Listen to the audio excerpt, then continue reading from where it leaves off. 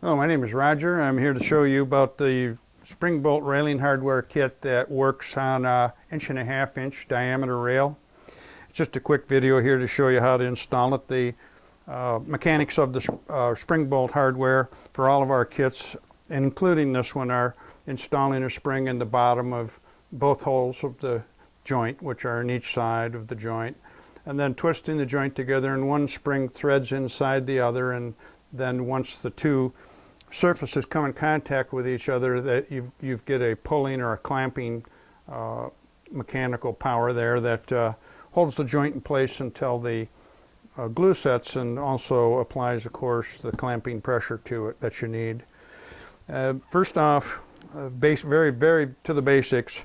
Whenever you're working with railings, probably true with any woodwork, but when you're working with rails, make sure you got a good brand new bit. If it's not brand new, make sure it's in very good shape for your electric miter box.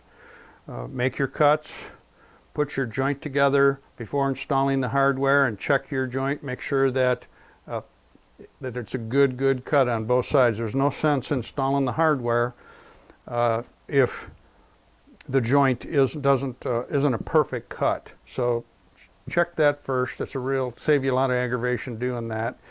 After you've made your cut, and first off, let me help you determine where you're going to make your cut. And that is, for example, on a wall rail, your handrail's coming down and is going to return to the wall. Set it on your bracket, your wall support bracket, and measure from the inside face of the rail to the wall. And let's say that's 1 3/4 inch. Then take a piece of your rail and hook your tape on, measure in 1 3/4 inch, if that's what the distance was from your rail to the wall. Make a mark, hook your tape on, make a mark, put it in your miter box, and then make that miter cut. Now do the same thing with the handrail itself. Once you have your length on it, you're going to put it in the miter box, make your cut, and again, I'll say, put it together dry, look all the way around it, and make sure you got good wood-to-wood contact. Really like the joint all the way around. Now, after you've got it cut, you got to cut to the right length, you got a good clean cut. At that point, take a pencil and mark the low side of this arc and the high side of the arc with a point. Take a tape measure or a straight edge and mark a line between those 2 points, and that's going to get your center line.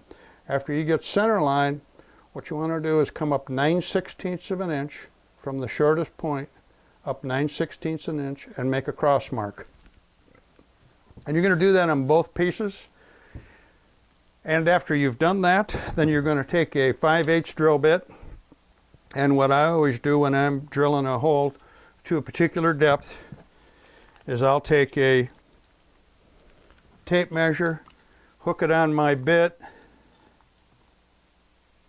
get out my felt tip pen, and make my mark where I want it to be on the bit. I'll make it all across the bit. I'll turn the bit around and carry that mark around to this side. So this way, while the bit's spinning, you can actually see your mark. And when that mark gets down to the face of your joint, you know you're probably real close to being at the right depth. And what you can do then, after you've drilled this hole, take your tape, check the depth. You do want it to be 1/2 inch deep. Many people have asked me about how do I know I'm drilling perpendicular to the surface. Well, with the drill bit, if you pay close attention, after your point penetrates the surface and your actual cutting edge begins to engage the surface of your cut, pay real close attention to it. And if your bit's making a mark, a complete full circle mark cut on your hole, then you know you're perpendicular. If, as you start to come in, you're cutting on one side or the other, it's not a complete circle that you're making, then tip your drill bit a little bit until it's making a full circle. You can see it's an even cut all the way around, and then continue on with your force, applying force until you get your drill bit down to that 1/2 inch depth we were talking about. After that, installing the springs are the same as all of our kits. At least all of our rail connectors, we have a screw You slide the spring over the screw and screw it into the bottom of the hole until it's secure. And you do the same thing with the other side. You put it, just take a screw, put it on the bit, slide the spring over it, and drill that into the bottom of the hole until it's secure. I usually have a pliers available. Give them just a little turn, make sure that they're down tight. They're down tight. That time I put together dry to make sure that I did get my holes aligned in close enough alignment that the hardware is going to work. The holes don't have to be perfectly aligned, but it's like anything else. The better, closer you get at it, the easier it's going to be to work, to align. Once you put it together, now I just gave it, I don't know if you noticed that, but I mean, I just got it together. There's a 3/4 of a turn and I'm already touching the wood. I just gave it another 1/4 of a turn just to see now what kind of contact I have and what my joint's going to look like. It looks good. I'm even all the way around. I get touching. I'm able to move it around to align it. So at that point, I'm going to back it off. The pin falls out, and you put a little glue on here. And by a little, I mean a full bed, and cover the entire surface on both joints. You don't need to push it into the wind grain like I advise on butt joints, because this isn't really full end grain. It's halfway between end grain and side grain, and you've got a lot more glue area here than you do on a butt joint. So you just cover this face with glue, cover this face with glue, reinsert the pin, and put the two together. Twist it, and I'm gonna now it's not. I don't have much pressure on it right there, so I'm going to give it one more turn.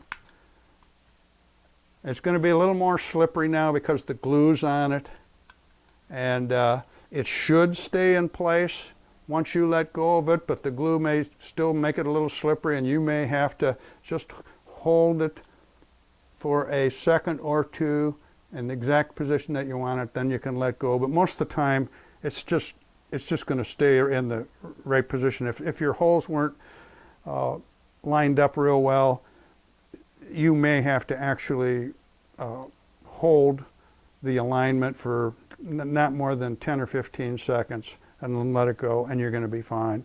Other than that, I appreciate you taking the time to review this new product. If you're placing an order for other spring bolt kits, if you just send me an email and say, hey, I'd like to have one of these new 90-degree kits, I'll throw one in on the order at no charge for you to experiment with and see how well it actually works.